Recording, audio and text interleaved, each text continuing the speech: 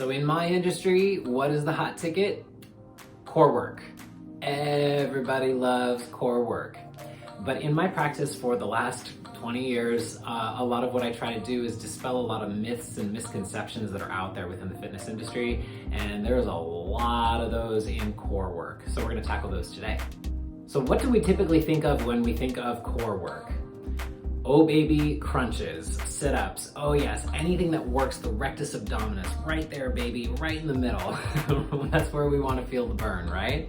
Well, yes, but that only hits maybe 10% of what you're actually supposed to be doing, and sometimes overworking just that one muscle can cause more harm than good. That's what we're here to talk about today. So the best way to go at this is to think, why do we do core work in the first place? Well, there's three basic reasons. A tighter waistline or a six-pack, maybe a more functional or powerful core, or for posture alignment, injury prevention, that kind of stuff. So let's go one by one.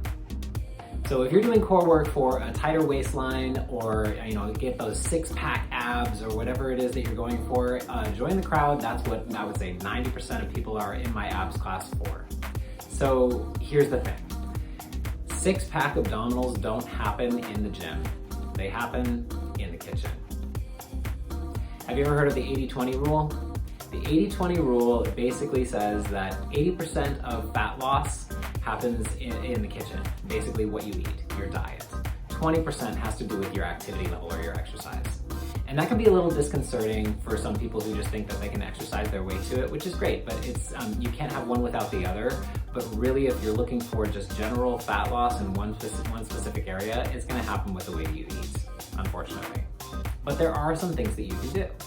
First of all, understand that spot reduction is a myth. Just because you are making a muscle burn in one area doesn't mean that you are going to diminish the fat content of that area. So you can do as many crunches as you want to, and you can feel the burn in that abdominal region, but that doesn't mean that your body is going to be pulling fat tissue from that region. Your body actually pulls fat tissue from wherever it needs to, and that oftentimes has to do with either the way that you're genetically predisposed, or the way that you live your life or whatnot. But usually, just because you feel a burn in one area doesn't mean it's going to affect the fat tissue in that area. But the best thing that you can probably do when you're thinking about core work, if you're looking for tighter or six-pack abs, is to change the way that you think about core work, because you still can use abdominals classes and core work to get yourself there, right? You just have to change the way you think about it. Think about your core training as a way to give yourself a little bit more structural integrity, a little bit more strength from your center out, so that your cardio and your strength training can be a little bit more effective and safe.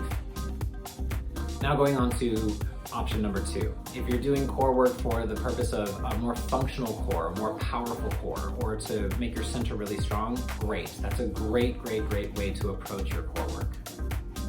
The way that we train our core or our midsection should reflect the way that we use our core and our midsection in everyday life. So if you think about it, we rely a lot on crunches and sit-ups and all that. How many times in a regular typical day for the average person do you do that motion through the spine, right? Maybe once when you're getting up out of bed in the morning. Then after that, you're upright the whole time. So maybe your core work should be a little bit more upright and definitely a lot more integrative, meaning that you're getting the entire core structure. Depending on how you look at it, there are at least 20 different core muscles in the body. The rectus abdominis, the front, the one that we think of in the six-pack abs, that's only one.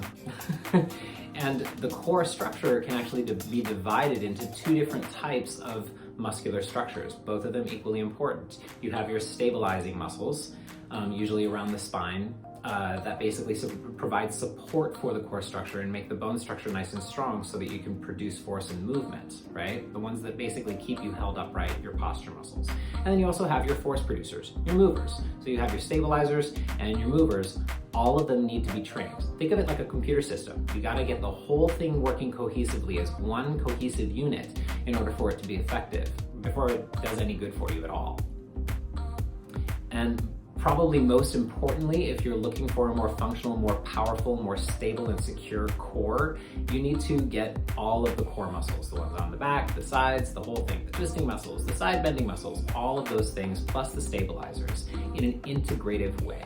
If you just go one muscle, one muscle, one muscle over and over again, and you don't train the team to actually work in one cohesive way, then once you stand up, everything is just going to be a bunch of solo acts, and it may be a little bit more dysfunctional. So the more that you can integrate more muscles to work together, the more functional and more powerful your core is going to be in the long term. And that way, if your core is a lot more integrated and strong as a complete vessel, you'll be able to jump higher. You'll be able to absorb shock a little bit more effectively. You'll be able to punch harder. You'll be able to run faster, those kinds of things. It comes from an integrative approach to core training, which is why all abs classes should address every single core muscle and teach the body how to integrate everything. And so for those of you that are going more towards wanting your core training to help you with posture, stability, joint alignment, injury prevention, this is where I get to nerd out with you. But just go there with me for a minute, it's gonna make a lot of sense. I'm gonna bring into the discussion this little guy right here, and you're gonna be like, what are you doing? This is called the tensegrity model, and this is what I use to train teachers to understand exactly how the body works. So if you look at this thing, you've got a whole bunch of rubber bands that are holding together a whole bunch of straws. The straws represent, they're the hard structures, those represent the bones, right? These rubber bands, they're basically under tension. Those represent your muscles. So the muscles are basically holding each of these bones in space. None of the bones are actually touching each other, right? And so if I was actually, if you think about it, this is basically like your core or your entire body, really. Basically muscles and bones holding everything together so that it can be, in a perfect little shape like this, right? But here's the thing. So if you are working a muscle more than others, what ends up happening is that muscle will start to get tighter, right? And you become more reliant on it. That would be like as if I put an extra rubber band right here and I started to really tighten just this one muscle right here. Do you see how the entire body just gets distorted? There's no way, no. We don't want that. So basically that would be an example of misaligned posture or dysfunction through the entire system, right?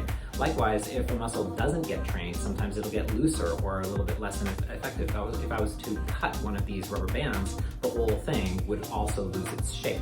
So having that perfect balance of tension throughout the body, strength through each individual muscle, helps to align the body properly. So if you're doing nothing but crunches, you're basically making one of those rubber bands super, super tight, and then the rest of it's kind of getting distorted around it. That's why people who do an excessive amount of front of the core work, meaning crunches and abdominals, you're more susceptible to getting lower back pain. So again, the same rule applies. You want to make sure that you are working the entire core structure as one cohesive unit so that there's equal amount of strength, pressure, and also flexibility throughout the entire system. Better for longevity.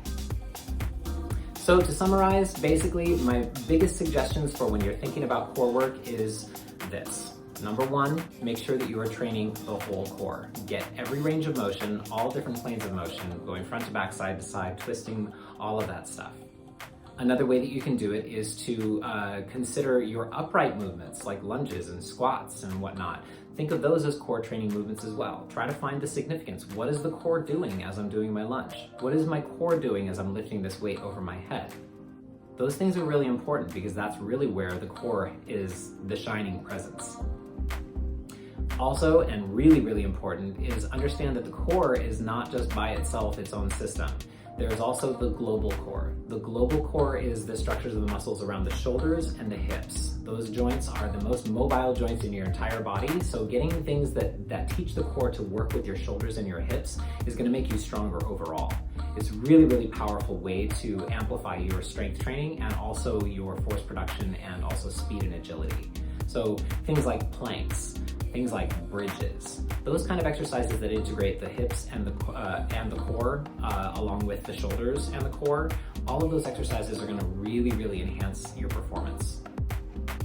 And just generally think that your core work is meant to be a support system for the greater training of the entire body. Teaching the body to work as one cohesive unit is the best way to do it, both from a cardiovascular standpoint for weight loss and for performance training, as well as for strength and mobility, posture, all that stuff. So core work is really important, but just, maybe flip the way you think about it.